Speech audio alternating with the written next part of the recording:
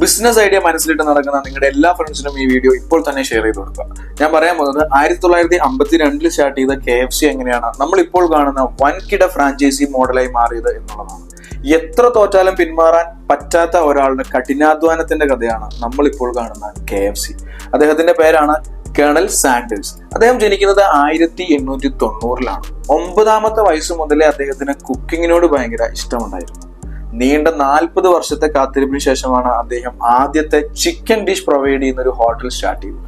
65ാമത്തെ വയസ്സിൽ അദ്ദേഹത്തിന്റെ secret recipe ഒരു ഫ്രാഞ്ചൈസി മോഡലിൽ അവതരിപ്പിക്കാൻ അദ്ദേഹം കുറെ ഹോട്ടൽസിനെയും റെസ്റ്റോറൻറ്റ്സിനെയും മാറി മാറി കോൺടാക്ട് ചെയ്തുകൊണ്ടിരുന്നു. ബിലീവ് ഇറ്റ് ഓർ നോട്ട്, 1009 പ്രാവശ്യം അദ്ദേഹം റിജക്ഷൻ ഫേസ് ചെയ്തു എന്നുള്ളതാണ്.